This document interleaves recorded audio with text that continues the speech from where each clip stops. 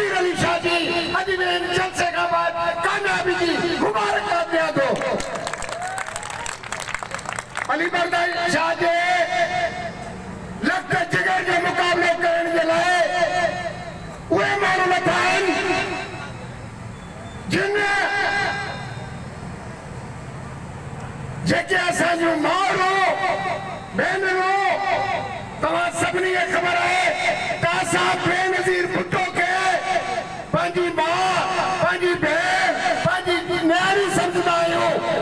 जेको माण्हू चए थो त औरत मनुष्य जी निशानी आहे उहो कहिड़े मुंहं सां इन माउ भेण धीउ ऐं ज़ाल खां मौत घुरे थो? घुरे ई करणु घुरिजे।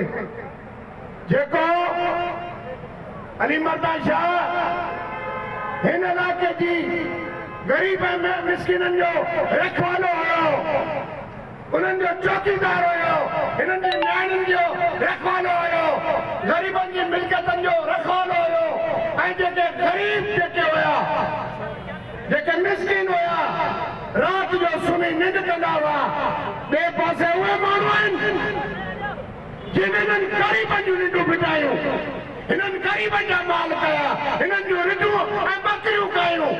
अॼु उहे माण्हू आया आहिनि असांखां मौत घुरनि। ही गरीब ही माण्हू ही गरीब ज़रूर आहिनि, ही गरीब ज़रूर आहिनि, ही अजर खे टोपी वारा ही पेरे उगाड़ा ऐं पुठी उगाड़ा गरीब ज़रूर आहिनि पर गैरतमंद आहिनि, गैरतमंद आहिनि। इहो मूंखे यादि थो अचे साईं अली मर्दान शाह सां गॾु काफ़ी वक़्तु मूं गुज़ारियो हो। जॾहिं बि को जलसो ऐं जुलूस थींदो हो थर जे अंदरि तव्हां सां गॾु हूंदो हुसां। ऐं बाब साहब अली मर्दान शाह तुंहिंजी जाम इज़त कंदो हुयो, तुंहिंजो जाम एतिराम कंदो हुयो। जेकॾहिं को जलसो थींदो हो त कोशिश कंदो हुयो तां अरबाब साहब के खिलाफ न ॻाल्हायां। अॼु तोखे अखियुनि में इहो कोन थो थिए त तूं अली मर्दान शाह जे मासूम पुट जे खिलाफ अॼु फार्म भरे मुक़ाबिलो करी थो। अली मर्दान शाह जा तव्हां ते थोरा आहिनि। मूंखे यादि आहे केतिरा ई दफ़ा तूं जॾहिं दुबई में वेठो हूंदो हुए पंहिंजा कमकार हूंदा हुया त अली मर्दान शाह खे फोन कंदो हुए, अली मर्दान शाह का कम वठंदो आहे। अली मर्दान शाह न सिर्फ़ तव्हांजे माण्हुनि जी हिफ़ाज़त कई पर हिन इलाइक़े जी हिफ़ाज़त कई, ग़रीबनि ऐं मज़लूमनि जी हिफ़ाज़त कई हुई। अली मर्दान शाह तुंहिंजो जाम एतिराम कंदो हुयो, जाम एतिराम कंदो हुयो। नंगर पार्कर जे जलसे में असीं वियासीं, अली मर्दान शाह आयासीं, जलसे जे आख़िर में वेठा हुआसीं। इन करे अरबाब साहब तुंहिंजो एतिराम रहे, असीं तुंहिंजो एतिराम कंदा आहियूं। पर तो अली मर्दान शाह जे पुट सां मुक़ाबिलो कयो आहे। ऐं हाणे तोखे ॿुधायूं था दोस्तो हारियो मज़दूरो अजर खे टोपी वारो पेरनि उगाड़ो जॾहिं तव्हां 18 तारीख़ शाम जो धमाका ॿुधो त तव्हां इहो न ॿुधिजो न सोचिजो त कोई ज़ल्ज़लो आयो आहे या को ॿियो को तूफ़ान आयो आहे, पर तव्हां सम्झो त डोडारे जो अरबाब वॾी आख़िर सां किरी चुको आहे, वॾी आख़िर सां किरी चुको आहे।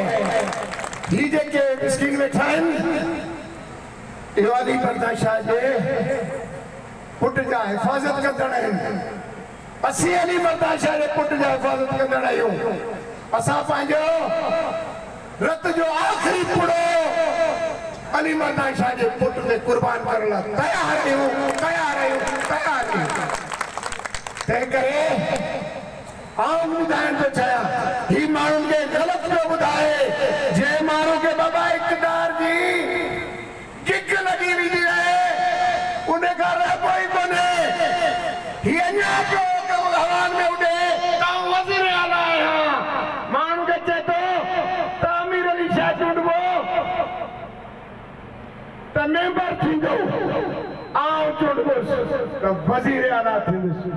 बिली खे खाप में छिछड़ा कॾहिं बि कोन थो थी सघे थो। हाणे गाली विसारे छद हाणे गाली विसारे छद ऐं हिते जा जेकॾहिं तड़का तूं ॿुधंदे त तोखे ख़बर पवंदी ऐं आउं बि तव्हांखे ॿुधाइण चाहियां थो बाबा अमीर अली शाह इलेक्शन उन ॾींहुं खटे चुको जंहिं ॾींहुं हुन फॉर्म भरियो इलेक्शन खटण असांजे लाइ मसइलो कोन्हे पर असांजो फर्ज़ थो थिए तालीम शाह जेकॾहिं 23,000 वोटनि ते मथे खटियो हो त घटि में घटि गैरतमंद आहियो